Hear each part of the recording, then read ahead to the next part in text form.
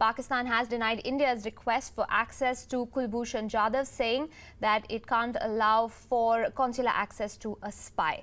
Now, the Pakistan Foreign Secretary Tehmina Janjua said, and I quote, "Pakistan has agreed to give India the access to important prisoners, but not spies. India cannot be given access to Kulbhushan Jadhav as he is a spy," end quote.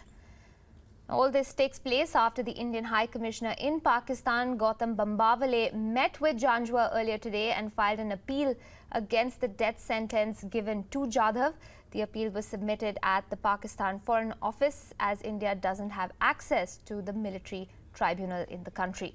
Meanwhile, Jadhav's mother has sought the Pakistani government's intervention for his release and expressed a desire to meet with him. According to the Ministry of External Affairs, India has given a petition by her to the Pakistani government and the appellate court regarding the situation.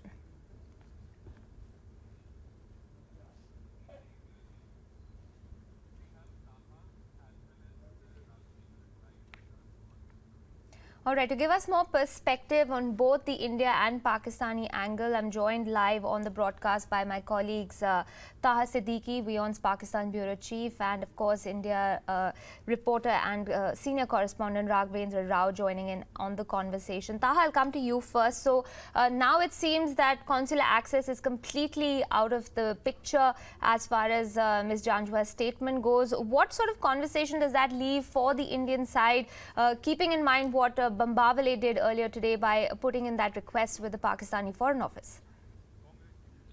Well, it is yet to be seen whether or not this consular sort of access would be given. But I mean, basically the idea behind going to the Indian High Commissioner's idea behind going to meet the Foreign Secretary today was to also file an appeal with regards to the particular case in front of the appellate bench, and because they don't have access to the military, so they wanted to go through the Foreign Office. Now we know that the Defense Ministry has gone on record with the fact that Kulbhushan Jadhav has a legal option of going through this appellate bench, and then sort of review his decision could be reviewed. So in that sense, the military has to yet respond to that, whether or not they will accommodate this request. But as far as what we heard from Tehmina Janjua from inside is the fact that she said that it will not be, that consular access will not be because he's a spy, and spies are treated differently, and Pakistan and India do not have any agreement in how to treat spies. All right. Raghavendra, is this taking India around in circles then if Pakistan claims that Jadhav is a spy and therefore consular access can't be granted to him?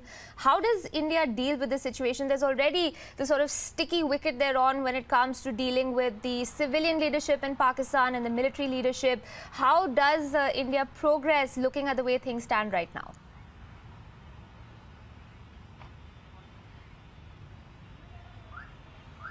Well, absolutely. I mean, it has become a very complicated situation because the basic assertion from the Indian side so far has been that Mr. Kulbhushan Jadhav is not a spy and he's not associated with the research and analysis wing at all, India's external espionage agency.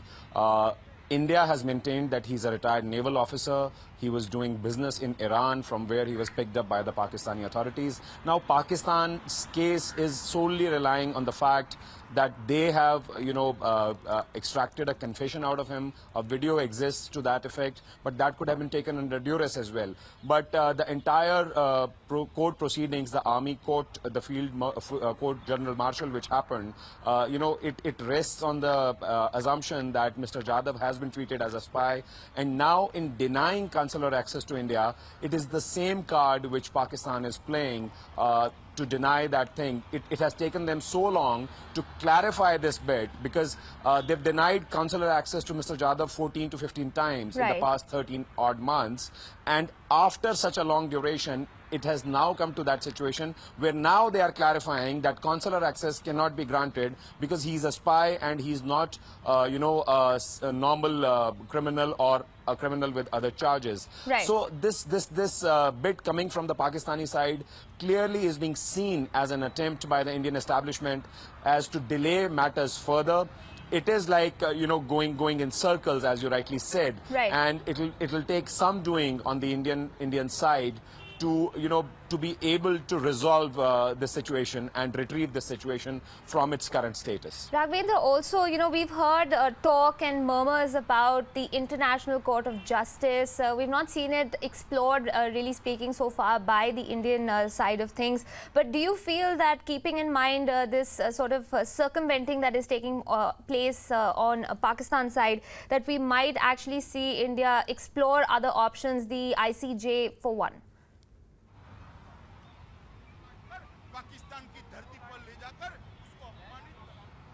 Well, that's one of the other few options which are being talked about, but I would reckon that is not something India would want at this moment, because in the past also there have been very many cases where this particular argument has been put forth that India should take certain cases to the International Court of Justice. But herein we must not forget that during all these instances, during the history India and Pakistan have shared, Pakistan's attempt has always been to internationalize the issues between India and Pakistan. And once you approach a tribunal, an international tribunal at that, it also opens the floodgates for many other issues to be taken to that tribunal. So I would reckon India would not be very keen to take this matter to an International Court of Justice or any other international tribunal, or would want any kind of mediation from any country, be it the US or any other country who might be interested, because India's stance so far, and rightly so, has been that matters like these are bilateral issues. They need to be resolved between the two countries, and that is the tried and tested line which India has maintained over the decades. I would reckon they would not want to deviate from that. All right. So precedence has, of course, dictated that maybe India doesn't take that route. But where does that leave Kulbhushan Jadhav's case? I'm going to have to leave it there for now, gentlemen. Thanks very much for joining us, both Taha and Raghvendra, with those details.